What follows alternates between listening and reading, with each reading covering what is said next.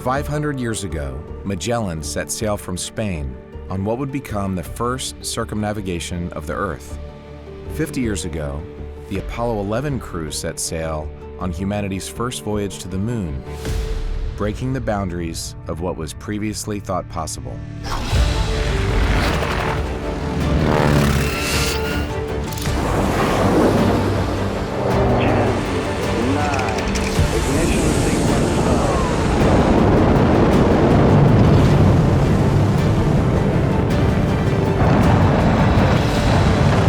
Today, our intrepid team of aviators and astronauts will attempt to fly around the Earth faster than anyone ever has in an effort to set the pole-to-pole circumnavigation world record.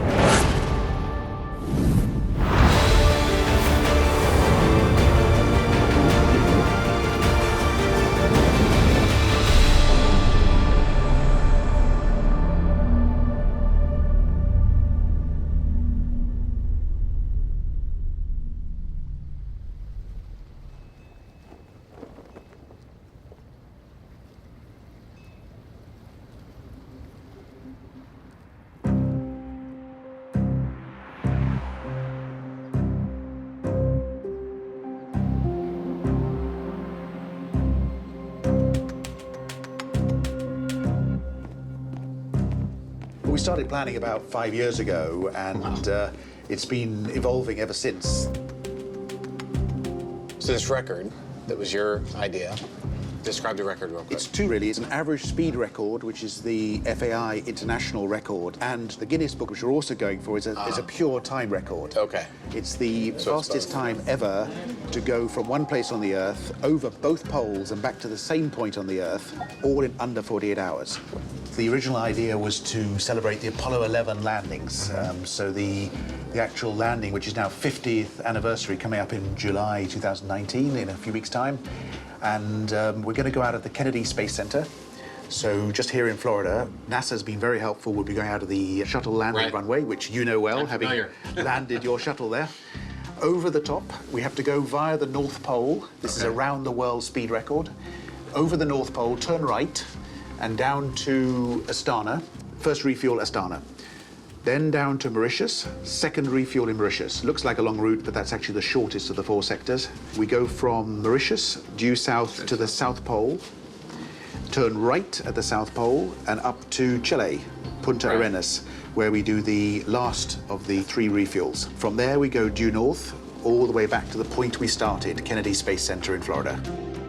Okay, so for this record, we have to fly directly over the North Pole, fly to the other side of the Earth at least 120 degrees away from our takeoff point, cross directly over the South Pole, and then land at the same airfield that we took off from, all in under 48 hours. All in under 48 hours.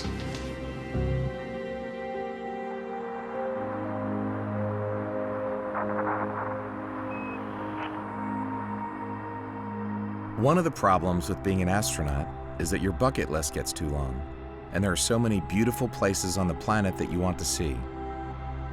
I flew around the Earth more than 3,000 times while in space, but I never saw the North Pole or South Pole because our orbit doesn't go there. An orbit in space only takes 90 minutes, but on this airplane it's going to take 48 hours. I'll be flying a lot slower, and I'll be much closer to the planet.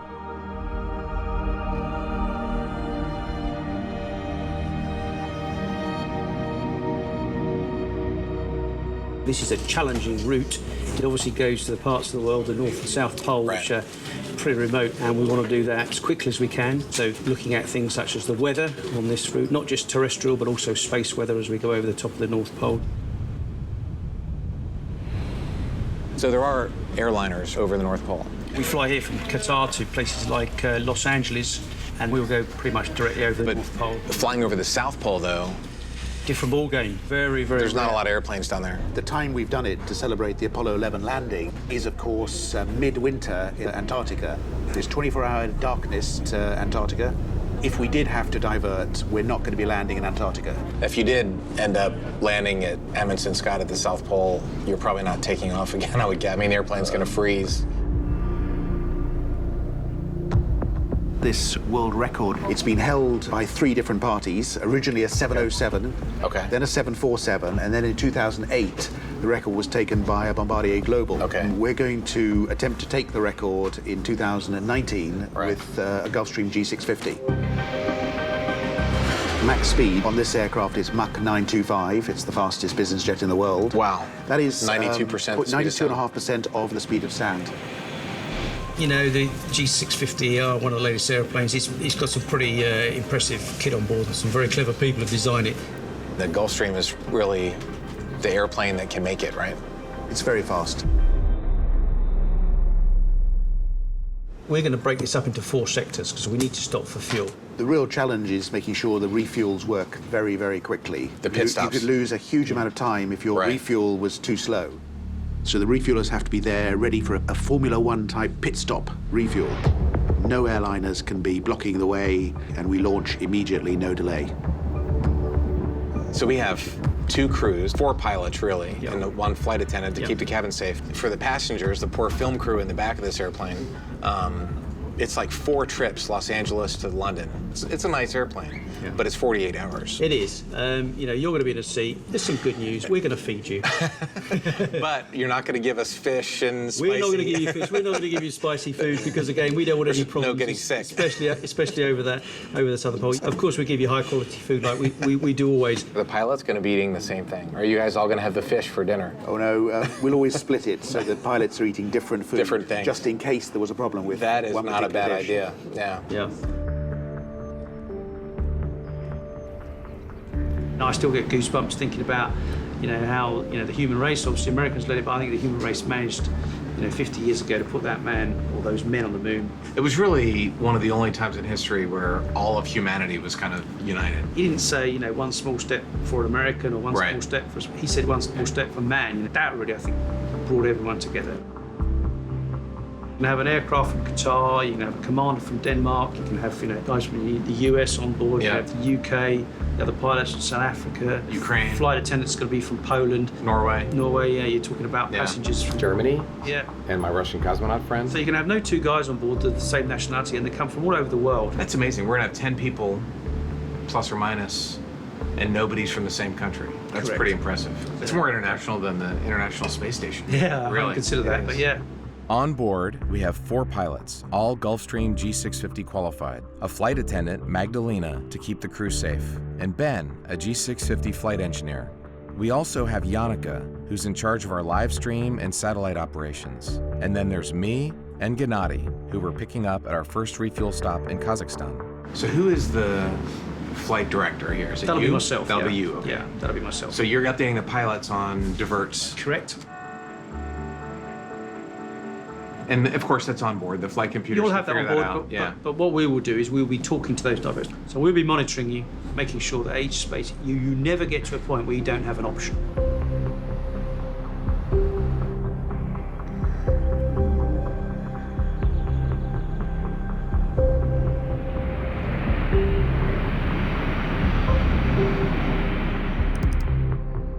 Okay, so this is a map which is showing our route. These routes can be flown as direct from North Pole, Nopal to Astana, but that route we are still coordinating with the Russian CA to ATC to approve direct route, and then followed by Astana to Mauritius. Okay. This is the route we are following, and it's going to be 9 hours, 14 minutes of the trip time. Okay. And then the next flight plan is this is the one quite challenging flight plan from Mauritius to Punta Arenas on the South Pole side. Right. That's a tough leg. And this is quite a, again, easy leg. So it's only how long? It's only 10 hours, 16 minutes, and Mach 90, and it's a good flight actually from Punta Arenas to shuttle facility.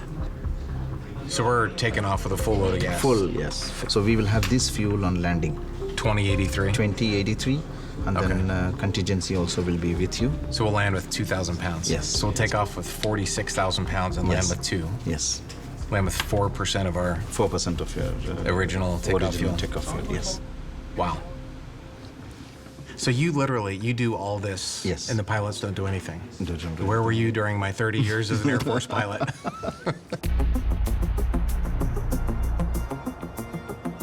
As part of our mission preparation, we brought our jet to the Gulfstream headquarters in Savannah, Georgia, to undergo essential maintenance, as well as set up everything needed for the Wi-Fi network and filming equipment. We also started weighing every piece of gear to make sure we meet the requirements for the world record. Setting up the live stream system required an army of people across 3 different continents. It took us a week to direct the spots on the satellite onto our predicted flight path. And then it took us another 4 days to wire the aircraft to handle the imaging for the live stream. We had to use these tiny, small cameras because of the weight restriction. How many additional consumers?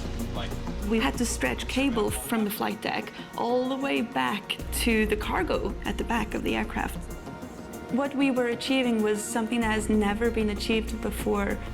This mission is challenging technology to the max. This wasn't a guaranteed safe flight. The biggest risk was crossing the South Pole, where we wouldn't be able to diverge. Is this mission so important to me that I am happy to risk my life? And I'm such a tech nerd that yes. Yes, it is. There you go, you're airborne. The testing has begun. We only had one chance to test our live stream system during the flight from Savannah to the Kennedy Space Center, the day before launch.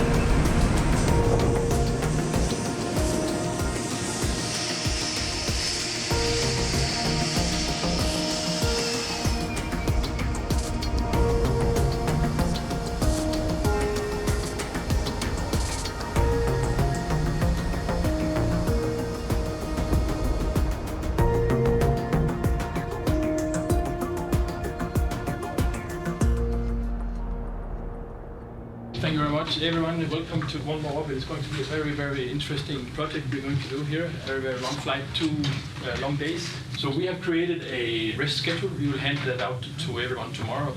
We will have a rest at least 3.5 hours per break. So on the 2 short sectors, we'll have 3.5 hours everyone, and on the 2 long sectors, we'll have 4.5 hours everyone. So again, the time that you're looking at arrival is 8:22 is what I heard. That's what we're looking at, but I mean, that's 4 legs, you know, there's a lot of... And we, no, I understand that. Yeah. You will come earlier. You'll be... Yeah. Yeah, again, it's cooking. To honor the Apollo 11 mission, one more orbit will take off at exactly 9:32 a.m. Eastern Time, the same as the Apollo 11 launch 50 years ago. Terry, we're going to start with you. The current world record is 52 hours and 32 minutes, and your target is 49 hours and 36 minutes. How do you intend to meet that goal? Well, we're going to try and fly fast.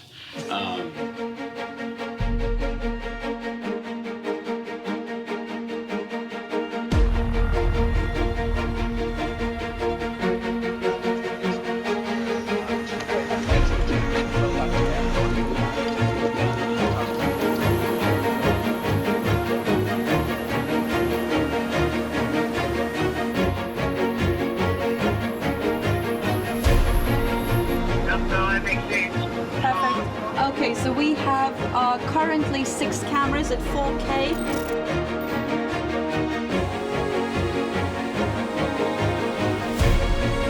Now we pay for the fuel. So we are good to go.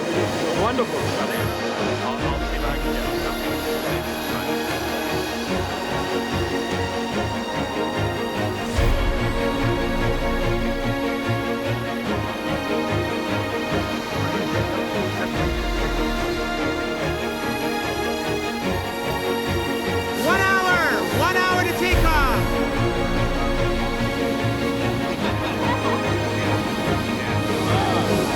Very, very, very, very, very, very,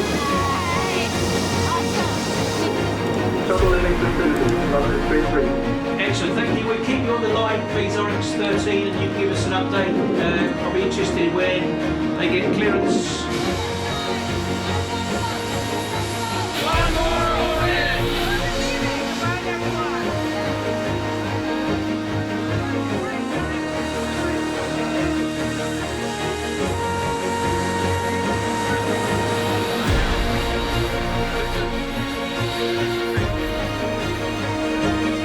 This call sign is going to be called One More Orbit.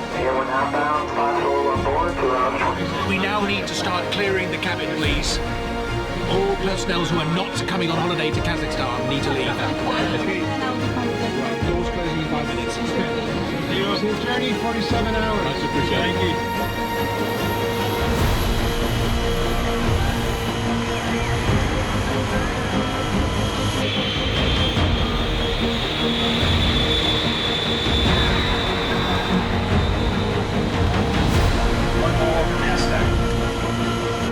Orange 1 is fully lined up on the runway. Go ahead. Yes, sir. Fly runway in. Maintain 5,000. Clear for takeoff. Runway 33. Probably heading 59 and Italy.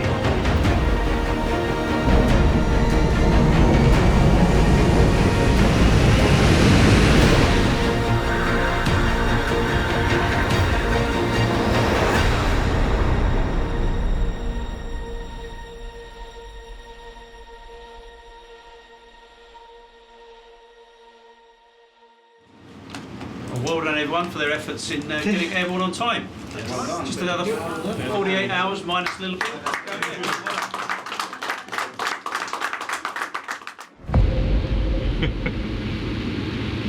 Right, Terry, what do you think? We're airborne. Yep. This is awesome. You've launched out of the Kennedy Space The last time I launched out of here, Yeah. it was a little bit more G's than noise.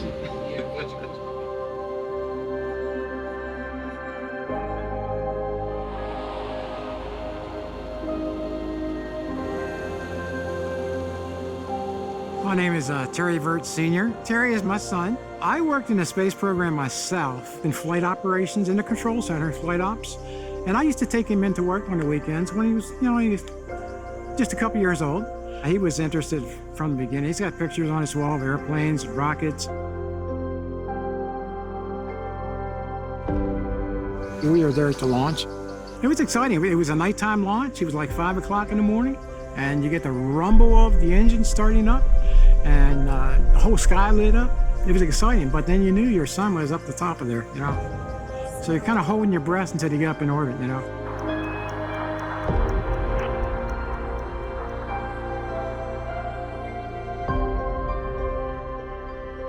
I'm Giles Harding, son of Hamish Harding. Hamish is a daredevil. He's not careless, but he loves the excitement. He just loves the feeling. He's really adventurous, and he's a good dad. I want to be a rugby player, but if I can't, then I'd love to do what my dad does, take over his company, or I could be a pilot. And yeah, that's kind of my life dream, really. RX-4, congratulations on your on-time departure from everyone here. If I could ask for the fuel, contents and time at Bravo Kilo Whiskey.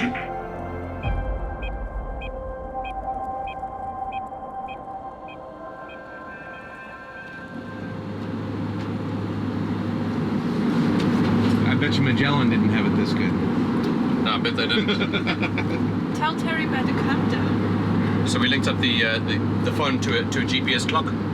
We were lined up on the runway at about 09:30 in about 30 seconds. Right. We had the power set, and then we started the countdown. 10, 9, 8, 7. So at exactly 25 seconds before 9:32, brake release. We released the brakes. I heard you count down. You can do your countdown. You can do your countdown. And then whilst we were rolling, I started the countdown to 9:32, and we had about 3 or 4 seconds to go when we reached V1, so we just kept it on the ground just for a couple of seconds and then rotated. Could you hear us accelerating? I could hear the screams from the back. It was fantastic. On the fourth leg, we're not going to be screaming again. We're going to be like, oh my God, it's taking over. Yeah. Thank goodness one to go. 36,200 immediate. That's staffing, okay? So 16, 12. They're waving at us. They're just having dinner. I'll tell Jerry we're waving back.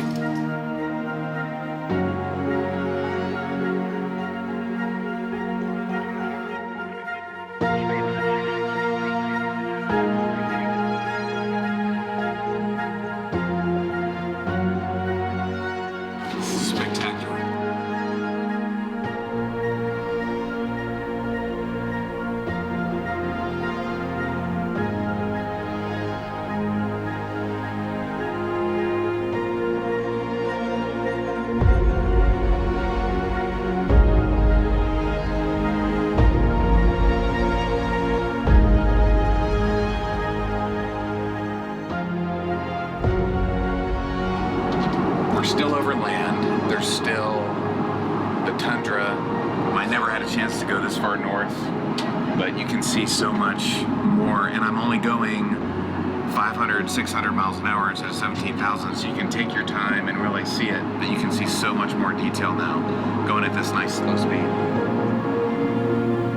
As I looked down on the cracked ice of the Canadian Arctic, I couldn't help but think about the effects of climate change on this region and the rest of the world.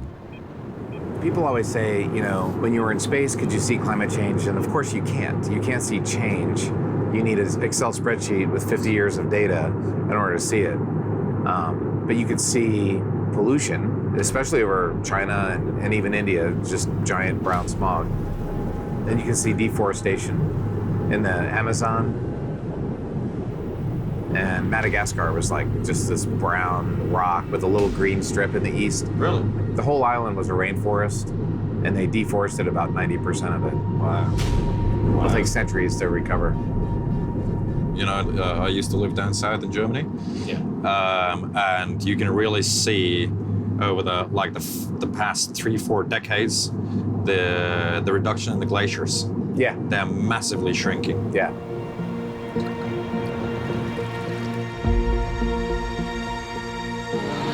It's actually pretty warm up here. It's minus 42. It should be minus 56 on the standard ISA scale. One More Orbit is a new type of exploration. Our team knew we had to counteract the environmental impact of this mission, so we teamed up with the Carbon Underground, an organization working towards a solution to reduce carbon in the atmosphere by restoring our soil and ecosystem. You can see that there's a problem that needs to be solved. How do you guys help with that problem of climate change?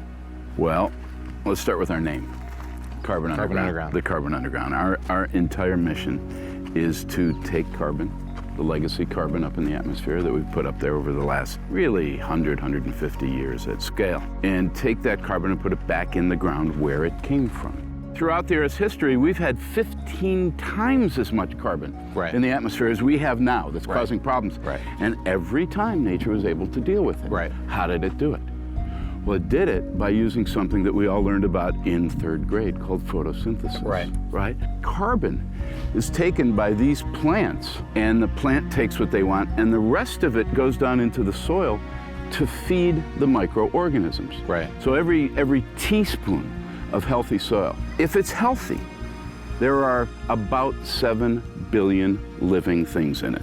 20,000 to 100,000 species. Think about that for a second. And they're all hungry. They're all hungry, and you know what they want? Carbon. When you grow food, and this is really about how we grow food, when you grow food in a way that fights nature, as opposed to works with nature, and we kill that soil and we kill those microorganisms, what nature says is, well, there's nobody demanding this carbon, so I'm going to leave it up there. If you think about it, the real reason we have climate change is we have shut down nature's own tool to deal with it. That natural regulation by managing our soil use, not monocropping or using chemicals and not tilling the soil, we can bring down exponentially more carbon back into the ground where it belongs. To draw that legacy carbon back down while we are also reducing emissions. If we only reduce emissions, it's going to be brutal quickly. One More Orbit is a race against time to break this record. And our climate is also a race against time. Right. We're doing a race to save the planet. We can quantify per acre how much carbon's going to come down, and we can literally take your mission from adding carbon to being carbon neutral to actually being carbon negative and helping reverse climate change. We can fix this. There's hope. Oh my gosh, I mean, we're literally growing hope.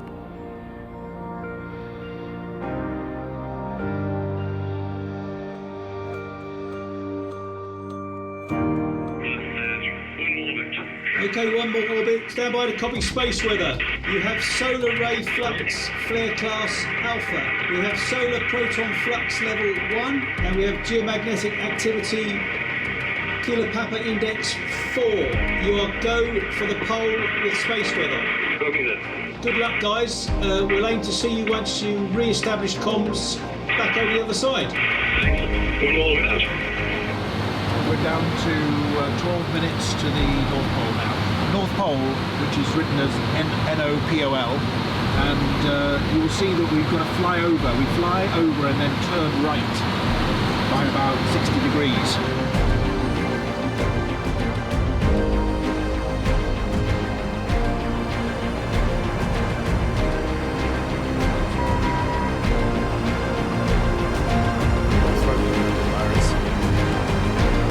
Look at the compass, it's going to spin.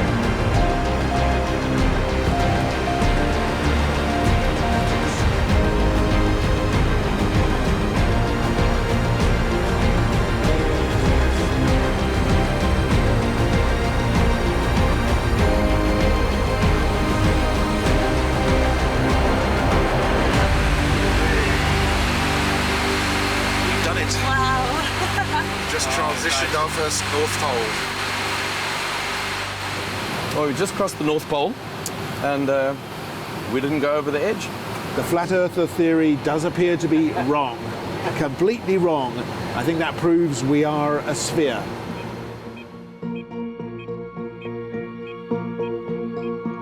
Hammerfest. Hammerfest. Wait a minute, it was left and now it's right. What the heck? How did that happen? We're at the North Pole. That's crazy. It was literally just to the left and now it's to the right. And Murmansk, this is One More Orbit on 8-9 position. So we've just approached the North Pole from Canada, and we're now just past the North Pole, heading south to Russia. This is my first time over the pole. Haven't done either of them. Yeah. But it was just incredible to see the technology that is out these days, and to see how the estimated position of uncertainty widen as we literally went over the pole, and then about a degree or so later it started to tighten up again and find its position in space. How did the old guys do it? Like, imagine being here in 1950 flying over the pole. Well, a lot of people died near the magnetic North Pole because things just didn't work right. Compasses didn't work, and people went off track and never made it to land. It was a long time before they really worked out what was going on up here.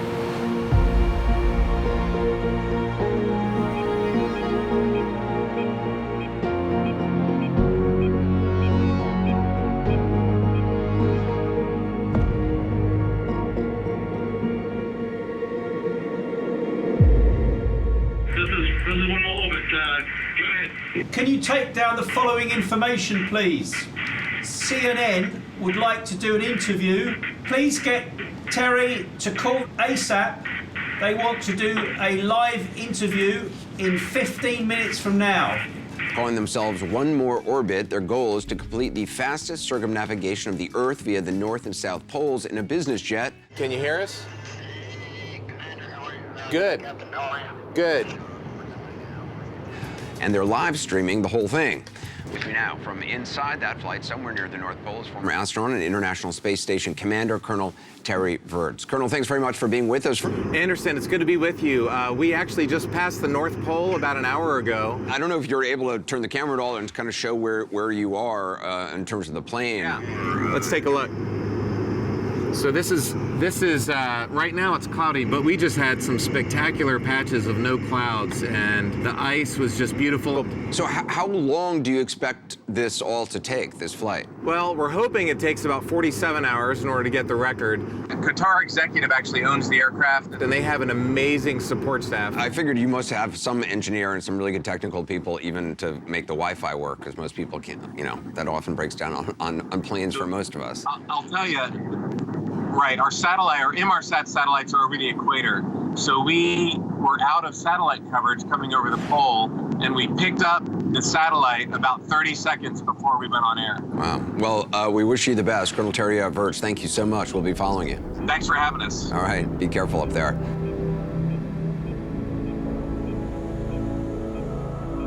On our way to the first refueling stop, Russian air traffic control had given us a very indirect route. So our pilot, Yevgen, spoke to them in Russian, telling them we were on our way to pick up Gennady Padalka, a legendary Russian cosmonaut and also a good friend of mine from our days on the International Space Station. Да, если будет возможность связаться с Новосибирском, попросите, пожалуйста. Это международный проект, и если поможет, в нем участвует герой России, космонавт Геннадий Иванович Падалка. Мы будем благодарны любому стремлению. After hearing that, our Russian air traffic control friends gave us direct routing.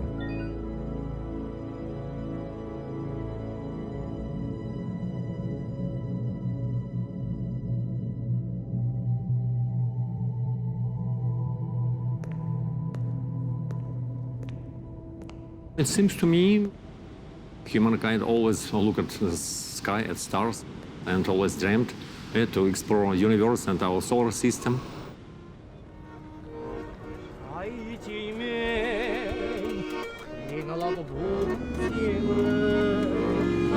The most important things that I learned and gained during my space career, I would say this is friendship. You know, when 14 countries are working together, it's very great that our nations, our countries, our people, our agencies, their ability to work together. It's a great example for all humankind.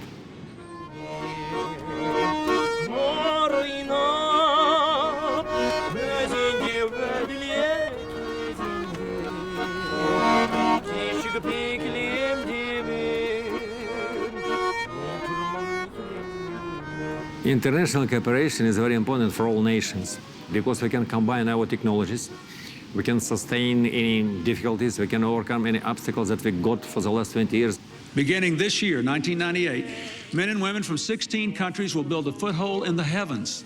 The International Space Station, with its vast expanses, scientists and engineers will actually set sail on an uncharted sea of limitless mystery and unlimited potential. And in addition, it's a great example how it can work to be example for people on the ground.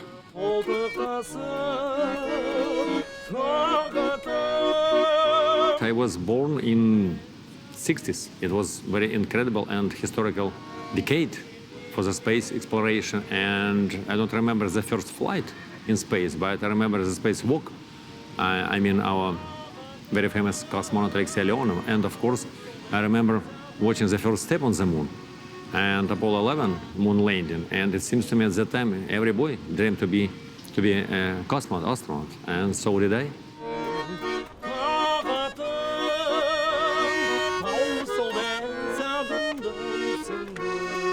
One more orbit, this project is very important for us because it's not only an attempt to beat the previous record. For me, it's a great tribute and to mark Apollo 11 50 years anniversary. And at that time, it was a very, very remarkable event for not only for one nation, it seems to me for all humankind.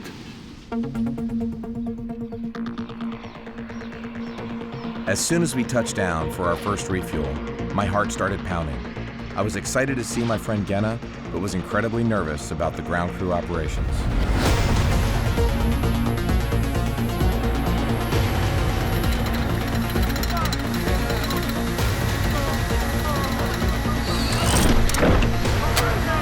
So it's going well so far. We're ahead of schedule. Currently, we're running about 5 minutes ahead of the record, so we're still on track. It's way too early to get optimistic. We have to get through this ground stop and 2 more ground stops. We're actually going to break another world record, we hope, by the time we reach the South Pole. Yeah. We should be the fastest aircraft ever to go from the North Pole to the South Pole.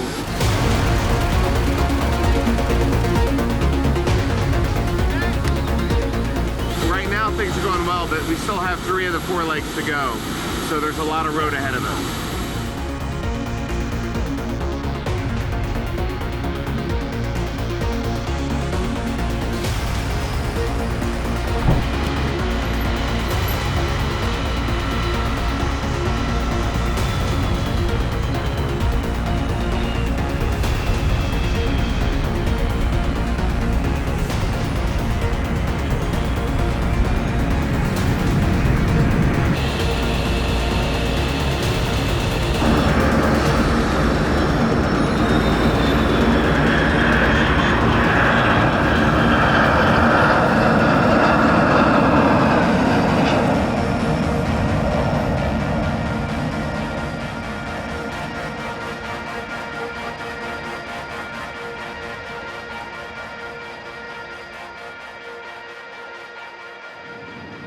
Do you remember when we got ice cream on board ISS? Yes, of course. And we have pictures. We have a lot of ice cream, but we have no sufficient space in our refrigerator. And Terry, because he was crew commander, he insisted that everyone ate ice cream from the early morning to the late evening. It's really.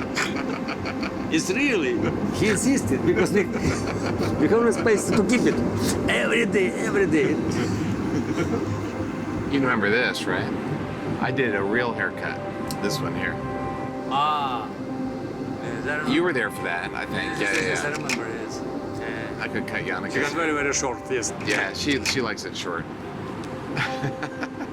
It's you with, yes, me with who? With the carrots, with some carrot. Do you remember? I do remember those. So one day I was on the top, and I'm like, God, it's getting hot in here. And I looked down. And it was a sun. The sun was coming through. Sunspot. Yes. Oh my God, it was painful. And Sasha was there, so we started laughing, and he took the camera and got this picture. But you thought something was melting. That was like the hottest thing. I tell you what, it's like a magnifying glass from space with no atmosphere to slow the sun down.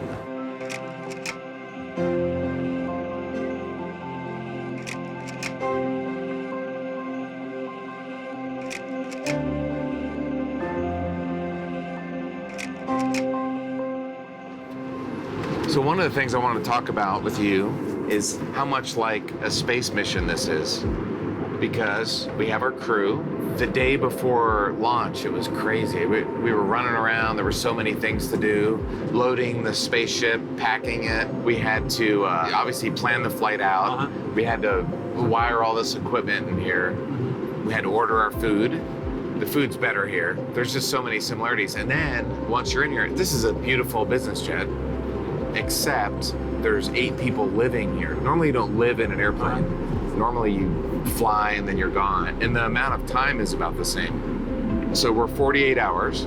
It's a 33 orbit rendezvous. The time it takes an airplane to do 1 orbit is the time it takes a Soyuz to do 33 orbits. Yes, because it's only 90 minutes on orbit, yes. Yeah.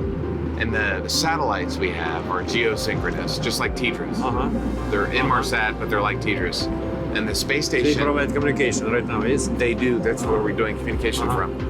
And we go we're AOS now until tomorrow, until late tonight. But you're LOS over the poles.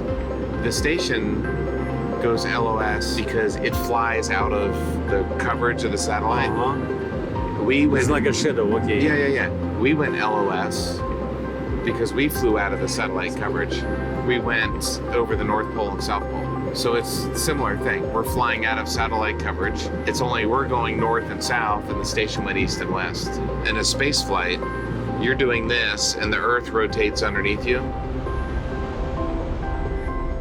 But for us, we're flying with the Earth as it rotates. Yes. So we're doing a corkscrew around the planet, whereas the station is fixed and the Earth moves under it.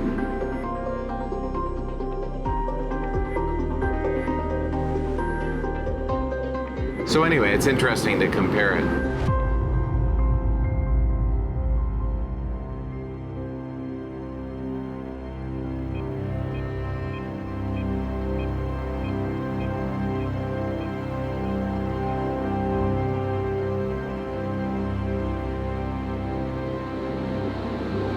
How's the Wi-Fi going, Jannicke? It's incredible.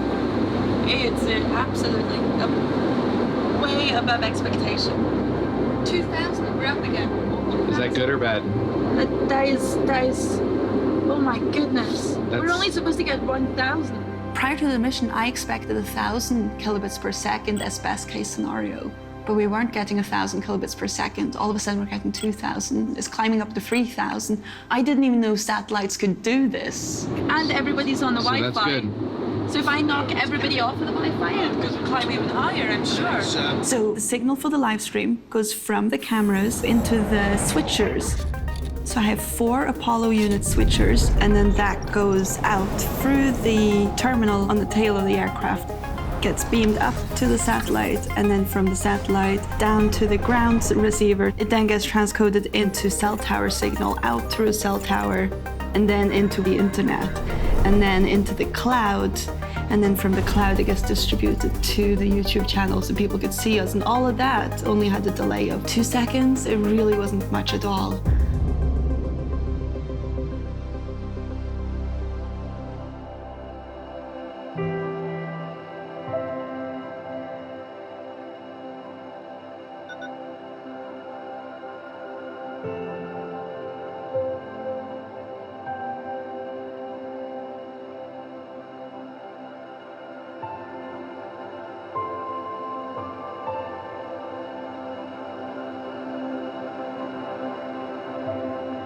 Life is not easy in space.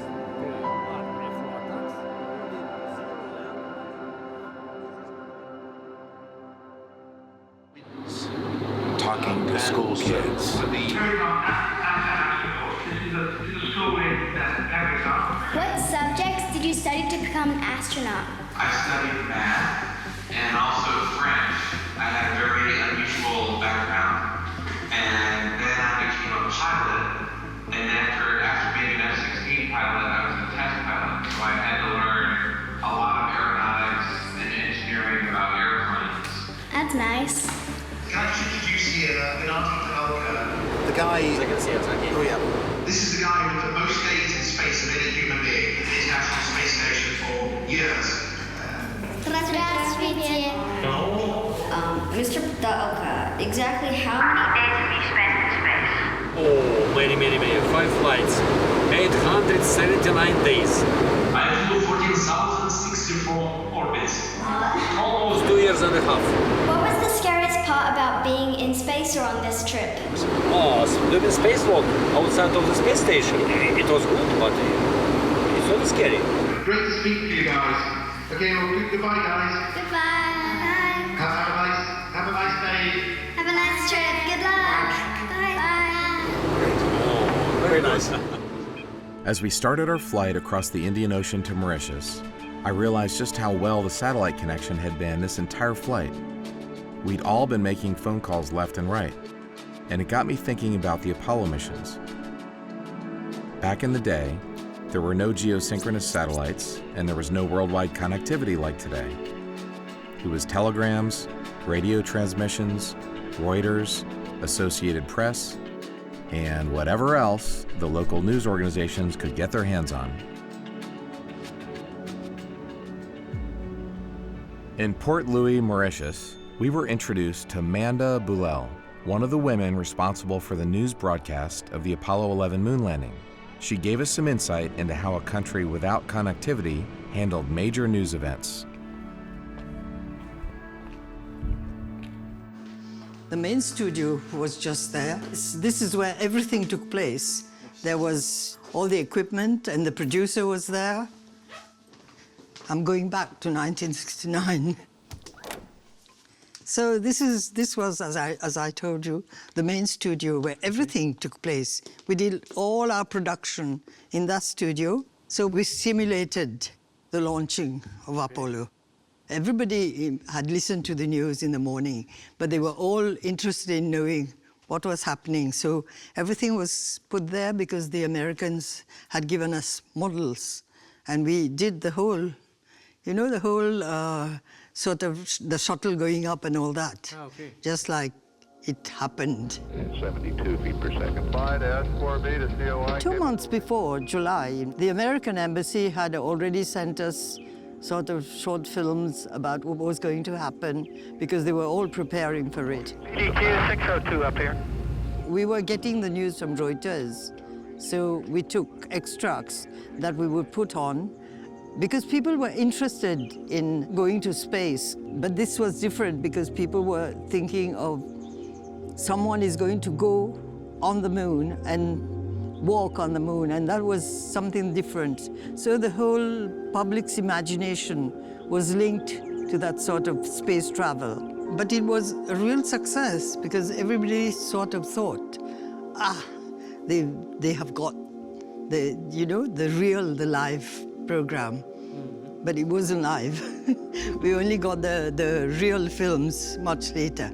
At the time, in 1969, there was no satellite feeds and all that. So we had to rely on radio and reports. So you could sort of sense the public getting excited about it, knowing that somebody had gone and walked on the moon. That day was something different because in Mauritius, many people didn't have TV sets in their houses.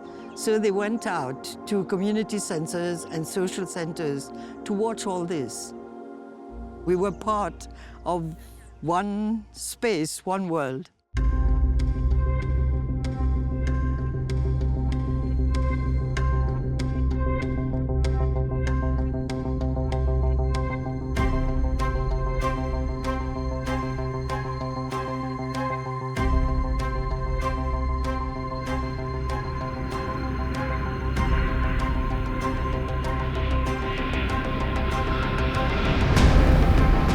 One more orbit, you are cleared for landing.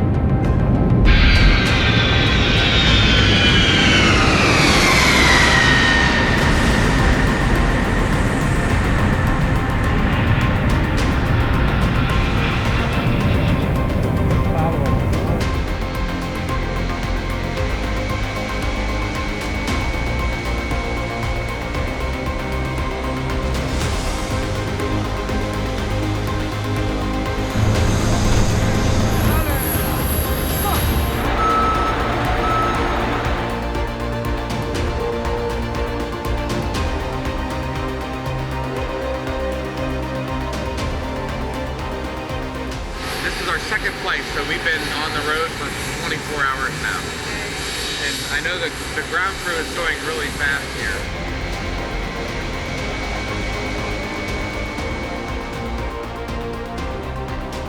It's been an amazing trip. Mostly we stayed low, and because we had enough gas, we were able to go very fast. Difficult sector is coming up right now. This is the only one that we have any concerns over. There are no divert airfields in Antarctica in the winter. When we grew up, the space program inspired us, and we want kids in the future to be inspired also, which is a really appropriate thing for us to be celebrating.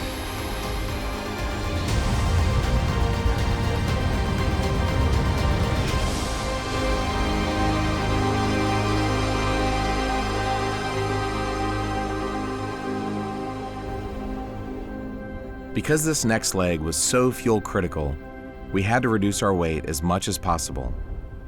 And that meant leaving Genna behind in Mauritius. As we head south towards Antarctica, we will lose most communication and connection with our satellites. And the closer we get to the pole, our compasses won't be functioning properly. It made me think of Ferdinand Magellan, sailing into the unknown almost 500 years ago. He did that with several ships full of sailors.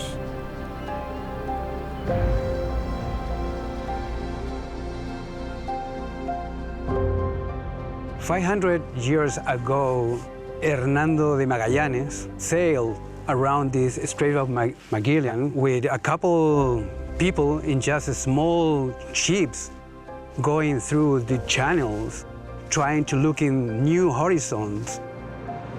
Magellan initially set out to find a new trade route with the Spice Islands, and in the process, he made the world a much smaller place. I mean, in such a big mission with no instrument, with no info at all, not even a map.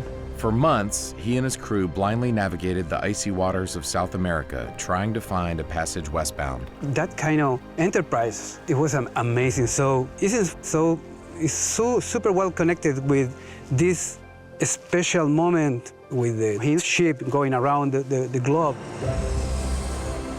And we are 500 years later doing another big expedition in a way, which is doing this fly around the globe, looking for new challenge for the human being. But there is one thing that's been in the back of our minds, and that's the fact that Magellan did not actually finish his circumnavigation. He died in the process. This is going to be a long leg from Mauritius to Punta Arenas, and we will be watching every drop of fuel, making sure we don't waste any gas at all. We are wishing you good luck as you head towards the South Pole. We will be celebrating by eating ice creams tonight as you go over the South Pole. Control out. Seeing the sunset reminded us that we are flying into darkness in the southern hemisphere, and that it will be nearly 20 hours before we see daylight again. There are no divert airfields in Antarctica in the midwinter. We're going in July, it's midwinter in the southern hemisphere. None of the ice landing runways that you have in the summer in Antarctica are open.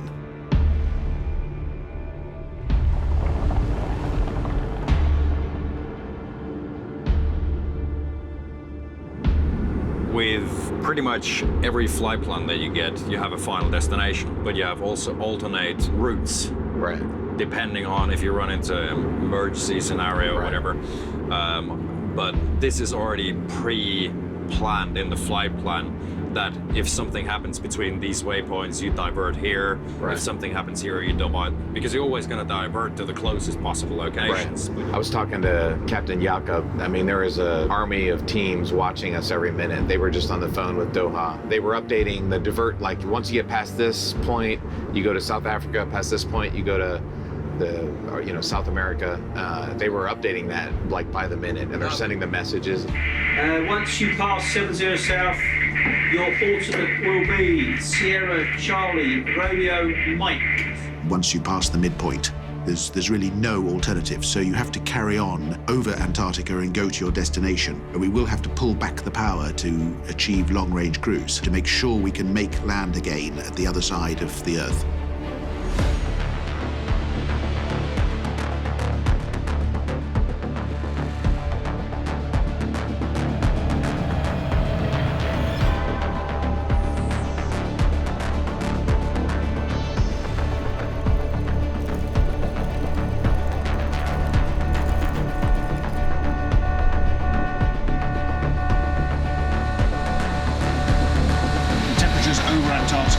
Exceptionally cold. It's currently minus 81 centigrade on our current altitude, which is beyond the limitation of this aircraft. This aircraft's only cleared to minus 80 centigrade. The extreme cold temperatures had a dramatic ripple effect. As we were crossing over the South Pole, our plan had been to cruise at 45,000 feet.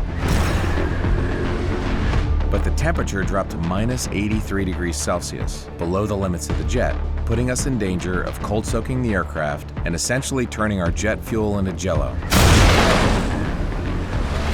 Which would, of course, flame out the engines and turn us into a very expensive glider with 8 very nervous crew members, slowly drifting down to the minus 55-degree, icy Antarctic surface below. So now that we're lower, we're boarding more gas on our way to Punta Arenas if we don't have enough gas to get there, because the weather is often bad this time of year. Is there a closer airfield we can land at? We do have like a recovery route There is in Antarctica, but it's still, I mean, I don't know how many hundreds or thousands of miles. There is a military base from Chile, but then we have no clue what the condition of the runway is. So it would be a case of put the aircraft down once and leave it there. You know? No. If the plane lands in Antarctica, it's never going to take off again. Exactly. We are operating like pretty much on the limits here. You know. One more orbit. We are ready to copy the weather. QREX 011 Roger, Punta Arenas report The wind. minimum ceiling for landing in Punta Arenas is 370 feet. When we had left Mauritius, the latest weather update said that the clouds were holding steady at 1,000 feet. But as we turned the corner over the South Pole, we got a weather update letting us know that the ceiling was dropping rapidly, and it suddenly became a race to see who would get to the runway first, us or the clouds. You can't land if the weather is below minimums, and having to divert to an alternate airfield would mean sacrificing the record and mission failure. Thankfully, the weather barely held at minimums just long enough to allow us to land as planned in Chile without diverting.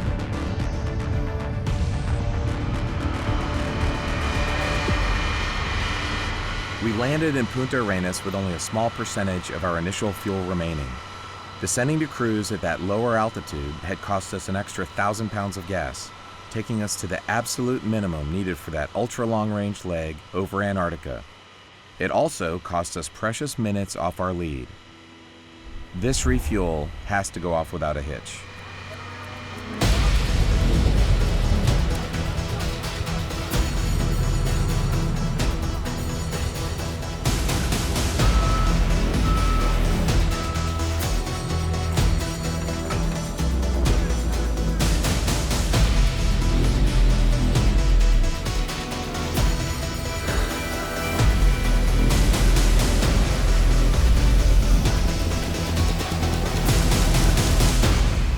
Landed in Punta Arenas, Chile. The reason there's so much noise in the background is that to save 2 minutes, we're running one of the engines during the refuel. That, as I say, will cut a bit of time. The big thing for us is we're ahead of schedule right now, but I don't want to get excited until we touch down at the Kennedy Space Center. There are about 1,000 things that could go wrong. They just shut the engine down. We've suddenly discovered that we've got to put oil in the engine on the last sector. We've been running so long that the engine needs some oil now. That was an unexpected delay in the ground stop here.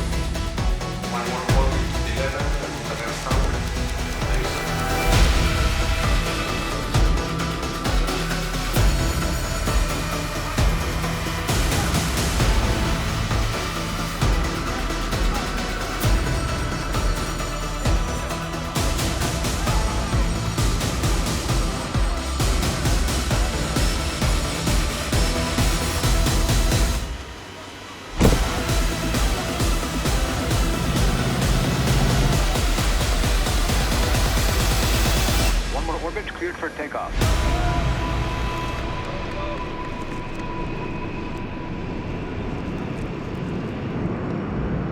It wasn't until after we were all back on the plane for takeoff that we all realized just how stinky Ben smelled. Do you want the lights off, Terry? Yes.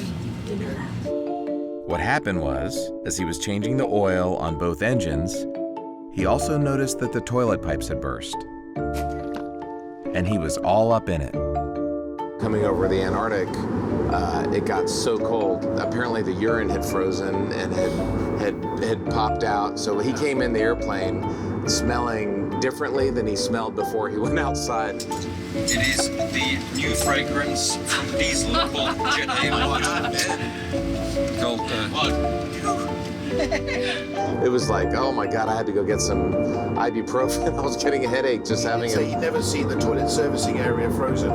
First time ever that we've had a shitter frozen. That has some perfume for you. Hey, What ought to be perfume? yeah. Don't forget, you're still going to get a big cut.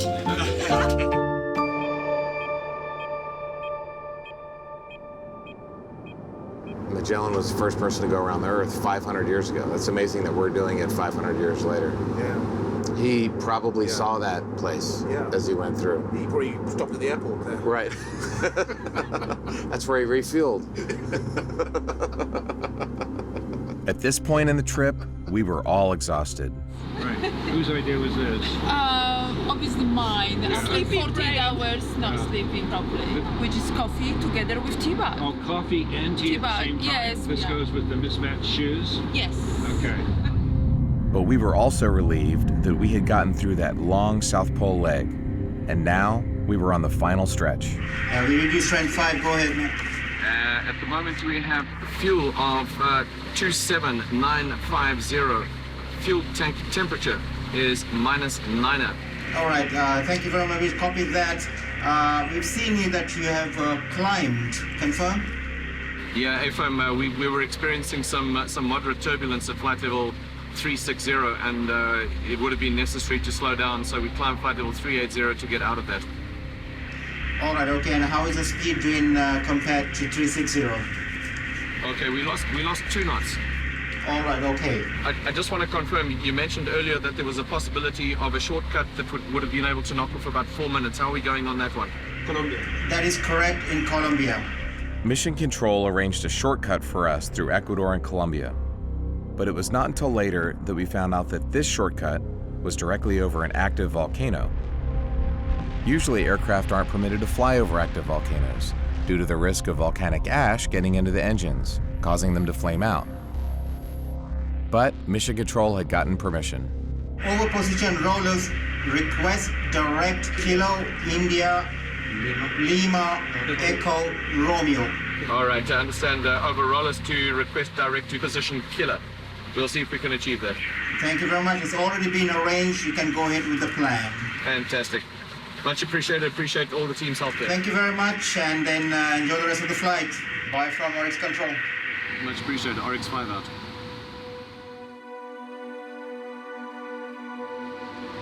That's it. Alrighty, so we're in the Northern Hemisphere. Yeah. Can you believe that? How was your sleep? Sleep was actually good. Very good. So we are about 1,000 miles south of Florida. So we're just leaving South America and we're over the Caribbean right now. And we'll be in the Kennedy Space Center in 2 hours. What do you feel when you're in the space? Happy. I love floating, and I love seeing that. That's one of the best things.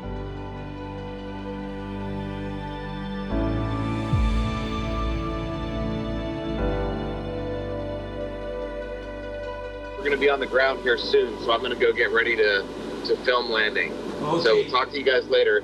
Ciao. Ciao, ciao.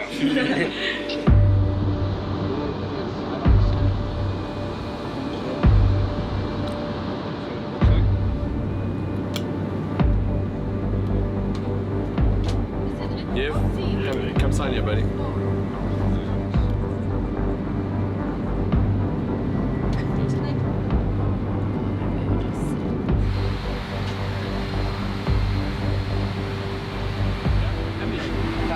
Fantastic pleasure to fly with you. Absolutely, likewise.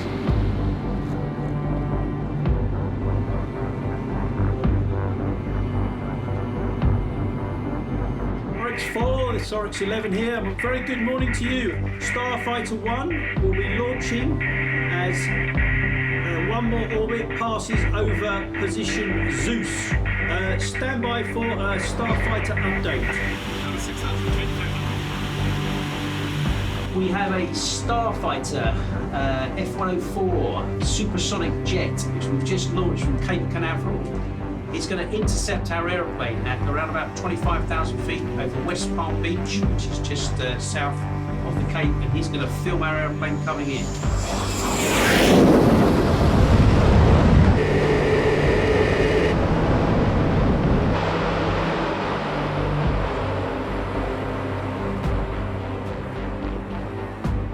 The Starfighter is the only aircraft that can keep up with us to film, and he's only going to be able to do that for a few minutes because of the speed. One more orbit, our Gulfstream G650ER is not going to slow down for anybody. Okay, so this guy is going to press him up. Okay, we're not slowing down.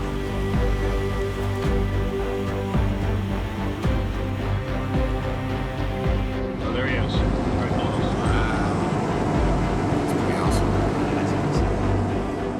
My landing 250 knots. Starfighter, use your right wing at this time.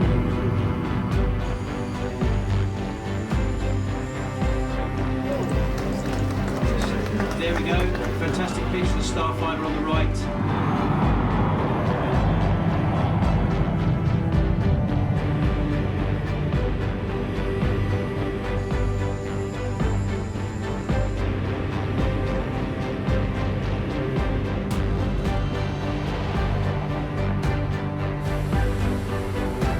Pretty close to landing. It's all good. Oh, it's beautiful.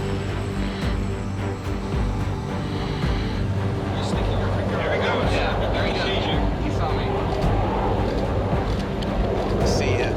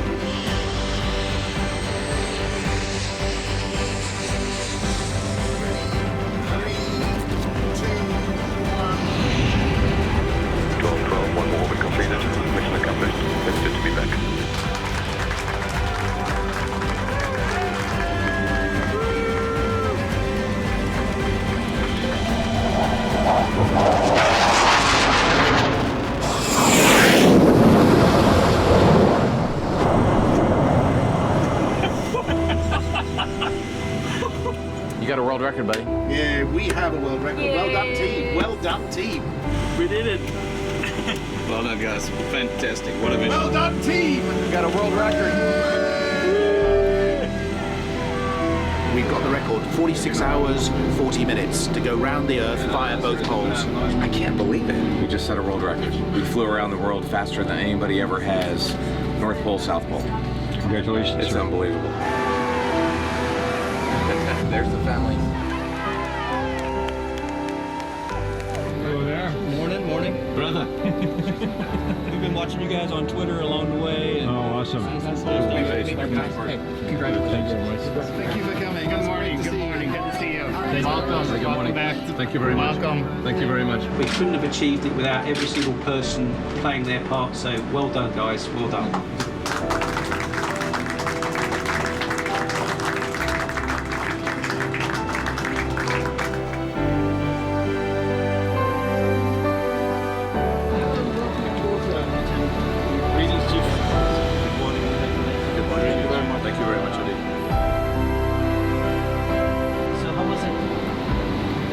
It was fantastic. The airplane behaved amazingly.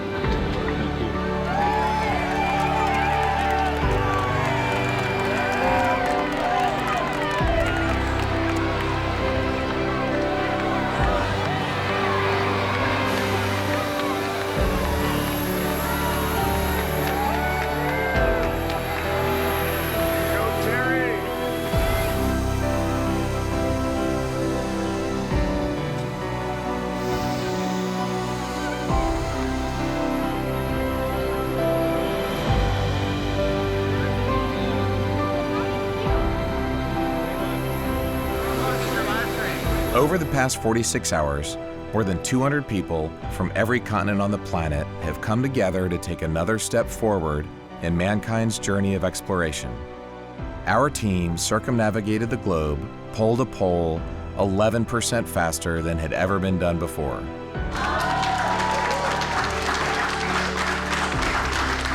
Jannicke and Magdalena are probably the only two living females on the planet that have circumnavigated the poles.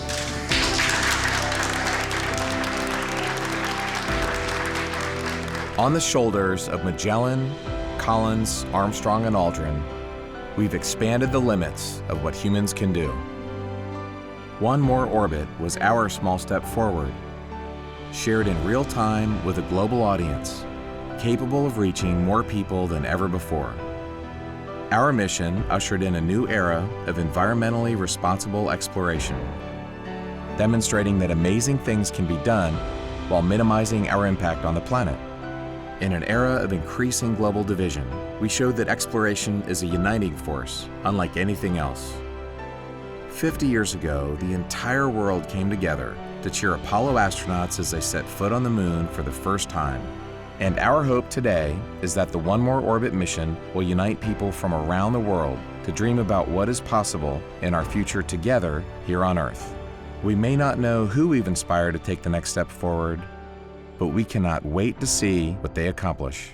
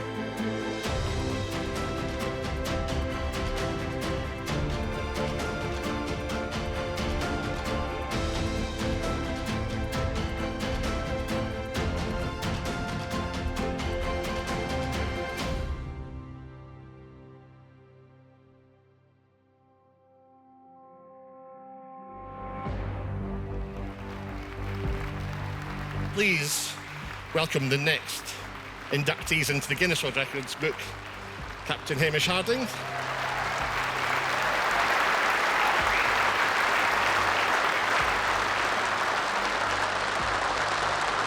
I thank Qatar Executive as a wonderful partner we had on this. They were superb in operations. I only found out this morning that they actually routed us over an active volcano, which they just assessed was safe that day, but it saved 10 minutes. So I'd like to now hand over to my co-mission director, which is astronaut Terry Virts, Colonel Terry Virts in Los Angeles.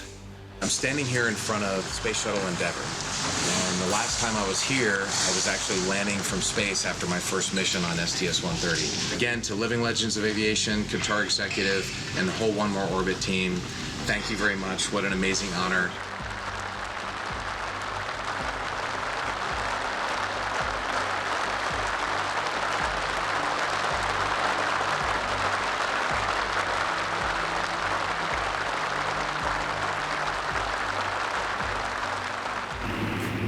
Let me film this. And then there's poor Benjamin, all alone on the ramp. You know the keel beam? The keel beam on the aircraft? Yeah. You can't see it, but it holds everything together. Isn't that the almost amazing bathroom view? This is pretty good. I could spend some quality time in here. Nervous? Ben, the nude beach is over there. Yeah. So here we are in the heart of London at the Inmarsat HQ. Inmarsat's the world's leading global mobility company. We provide connectivity via satellites to customers on ships and planes and on the ground all over the world. The flight route was very unique because there are many commercial airlines that circle the globe, but none of them they go over the Arctic and the Antarctic. So the constellation that was used for the One More Orbit was Global Express, which has the highest bandwidth.